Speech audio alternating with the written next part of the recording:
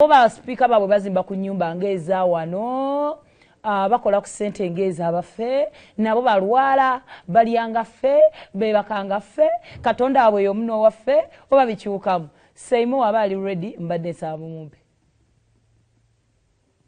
ngazi oddugadde bulala musama kiki Nedda omusana ndowooza oba neki simayira wano ndi ntya awo kaleko kale tugendera awo yenze wamwe brown owokukyalo kuno kale Africa nsule wasuze bulungi tuli Doha mu ggwanga erya Qatar era nga weekend namba gitubadde tukyaliko omuzaka amakyagoona bwekansuenti muli bulungi program simula kuba ssaawa emu paka saa 3 ez'akumanya Monday paka Friday street eno gyerikeze mazima sibimanyi nnyo naye bagiyita Al-Mansura okukunja oli bwayogera ku kibuga okiragaye kamera pasokugwe n'akawo omulimu ekimusamusomese Al-Mansura parking woteri wagwe tuli street kuno kwe tuli eno sizoni gye tulimu ebugumamukko okwawukana ku gyenga gyewatambulamu gwekumi agenda egyegubaana bategezawo okubuuza ku bantu okumbuulira embeera gye bawangalira naddala mu kibugu kino nade njogerako n'abaana ab'enjawulo abakola eno emirimu egy'enjawulo naddala nga gye beetagisa okubeera nga bali mu kasana ak'enjawulo n'agamba nti obanga oli wakukola eno olina okujja n'amasaati agasukka mu 3 oluvannyuma lw'akaseera ng'olina okutuusa essaati eno oyambala essaati endala nti ku lunaku olwo gye twabadde bagita Seline Beach gye twabadde eyo naye muganda wange nga wookya kakati njagala kwongerako ne muganda wange ono agenda kubanga ajja wano ambuulire engeri gye batambuzaamu obulamu eno sizoni ezibeera zookyanga bweyokya kati kijja buzzi enewaabwe omusana enkuba etonnyamu kuba tetonnya so agala kulaba entambuza y'ebyobulamu eri naddala eno mu bantu abawangalira mu ggwanga erya Qatar naddala abaana bannayuganda abajja wakukola emirimu ki yegibakola kama nsooka ojja wano tutumye katono nnyo wano ate tusobole okuba nga tugenda mu maaso nsanyusa okulaba ogera kugezaako ku ddoboozi njogera naani taimwa Emma omaze ebbanga ki maze emyaka ena kati awo ena oba oli ku kampani wajja bibyo oba nasookera mu kampani nemala nenkyusa kati okay kati waliwo omuntu ali eyo nga ye bambi omutima gwe ayayana kubanga ajja ku kintu ayagala kukola era ngaeggwanga ndyali omugamba yakatukikolako basobola tutandikire ku mbeera y'obudde esaawa zino ebbugumu lingi naye tunaviira kula ebitujja pakutulya nyina nsaasidde ono yagijja mu projekiti kino eno sizoni oba bwe mutwe mubeera ebbanga lyonna nedda kubeerako sama ne winta tuli mu sama sizoni kubeera mukyana kubeera musana n'ekiro nga mubeera newekibeera nga kiro nga tusobola owulira ekibugumu nga kingi nnyo ate bwe tubeera mu winta okubeera bunyogovu buno obutiti bwenyini obwokwambala jaketi na biki kakati lino ebbugumu litumala bbanga ki tumala tutandika mu February awo tuba tutandise kuyingira ogwokusatu paka mu gw'ekumi awo ebbugumu lisiŋŋanamukko ogamba nti katuli mu bbugumu naye lino lingi okugereka kuwulira byogere emabega sometimes oluusi enaku tezifaanagana oluusi libeerako nga lingi oluusi ne litakanamuko naye era kisigala nga tekijjaawo kiri ekyokubeera tuli mu sama kisigala nga kibugumu kale nga wookya kuba naawe osobola okirawo awantu osobola kumalawo saawa namba ng'oliiri okujjako ng'okoleramu kati nga ffe abamanyira eno oba okolera weeru ogenda beera wookole otuuyane kuba oba wajja kupambana so eri eyo yatulaba nga mwana ayagala kutandika bulamu ki ekisinga okugira mu kampani okufuna tiketi yo n'ojja kyekisinga amagezi bemba ngenda okuwanga nze kubeera okujja wano nga ogenda kweyiya okusookerako oba olina okuba nga olina experience nga watambulako nga si gwe mulundiko ogusoose okitegeera kati nze amagezi gemba nkuwa kutambulira mu kampuni n'ojja n'osookera wano mu kampuni n'otulayo oba mwaka gumu oba bwebanga ekukoledde n'osigalayo so okubeera ku freelance kuba kuyirira sometimes emirimu gibula ng'olina okweriisa olina okusasulira renti nga buli kimu gwakyetuusaako yes so atidde mu kampuni aba asinga okuggyako n'aba ku freelance emirimu bwe kibeerako akasente kaba nga kasamusamu kafawe kaba keyongerako okusingako oyo abeera mu kampuni bizibu ki byemusinga okusisinkana ng'abaana wano Uganda bava eka okujja okukola bizibu bingi newaka bibeerayo naye ne wano ebyawano sikotandike n'ebyawano ebyewaka nga tubirese era oyinza otomerawo bikampuni nga n'okola ne batakusasula olina famire olina okwebezawo nga gwe omuntu olina needs n'ekirala cost of living Uganda is so expensive kati katugeze nga bano abaana abali ebweru mu kiseera nga kino emirimu ebadde nga terabika bulungi okuva World Cup weyafaamu so ng'olina okusasula renti olina okufuna ekyokulya nga ezo zonna ssente ate nga toyingiza ofulumya bufulumya nga neze wasendingako edda olina okusooka okuba akasimu bakole ki basindikeko so tebibulamu naye kuba kupambana n'oguma noga nti nogenda kiyitamu kyesitegedde abaana bangi abajja eno nga World Cup ajja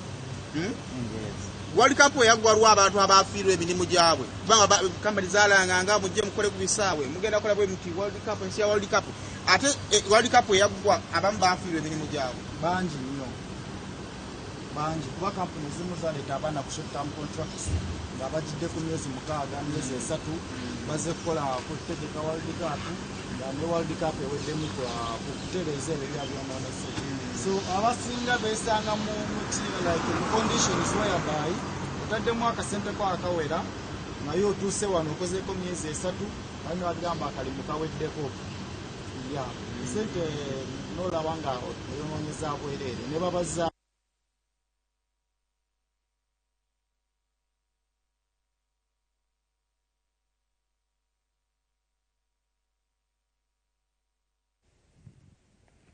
Okay, embeera bwetyo bwetambula ekata ndowooza olabye weather gye babadde boogerako just budakiika butono nnyo babadde awo naye bonna batuuyanye so man tuddawo ne tukuba olwali ku kyeyo but it is not easy Saymore akomyewo kale mu mutuwe bongereyo n'emboozi y'obulamu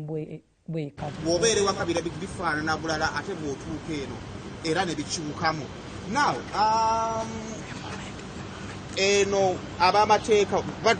twawulirako kakati mu mateeka eriwo kyenawulirako relationship y'abannansi nammwe abajja okukolera bano abasajja be bakyasinza okukwata bulungi abantu egamba mbw'obanga oli mu ggwanga ly'abano abasajja obeera bw'oba otambulidde ku mateeka nga tolina tteeka lyomenye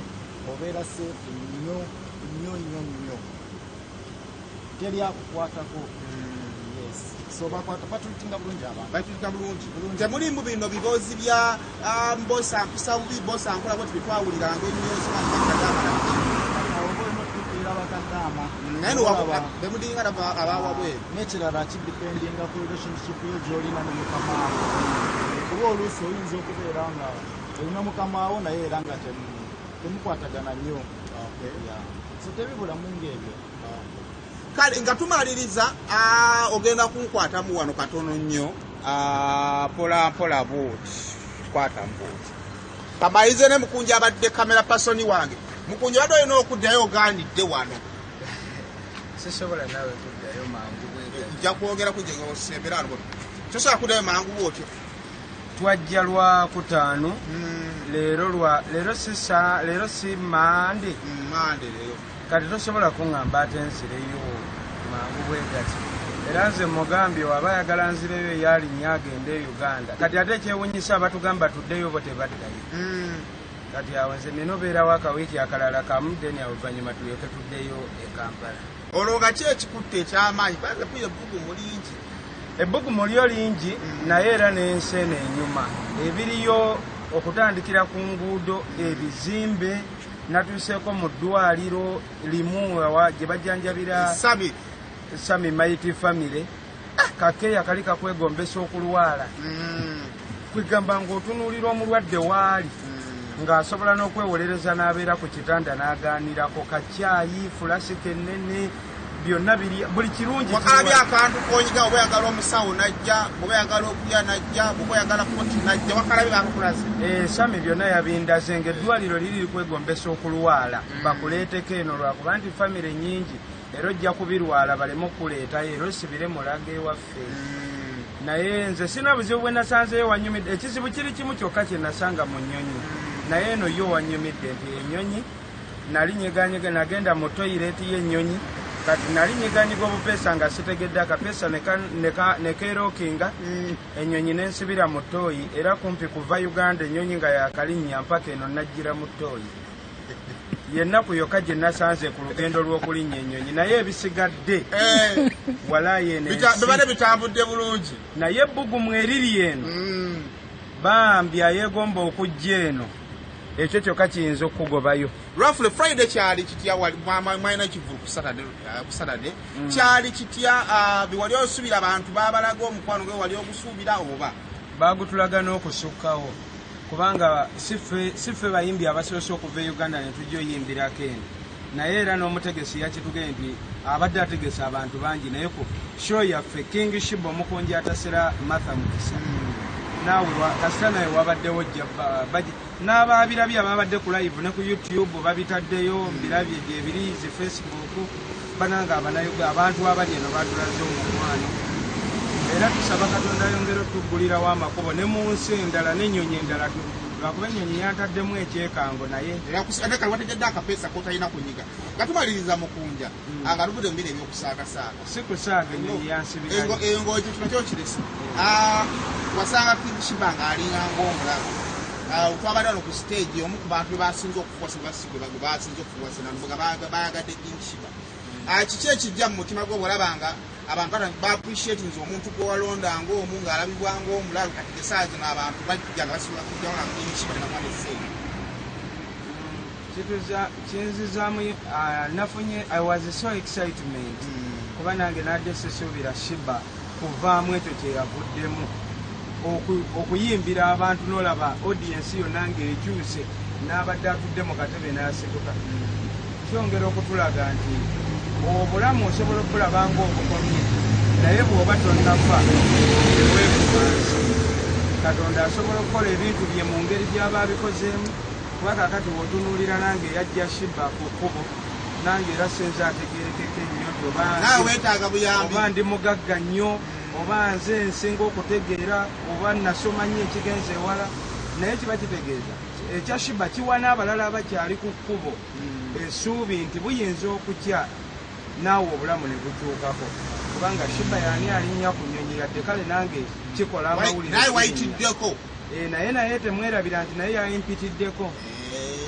fenna tweyitiddeko. Okay, beautiful. Tweyanzeege amakyango nakolo ekyamazima kati eno bakikigana kipwira zitulukuka bwezi tuzikiira bwezi twatandise dde okutonya tutonya mooli. Okay, amakyango nakolo sina banga nsukkawo olunaku olwaleero program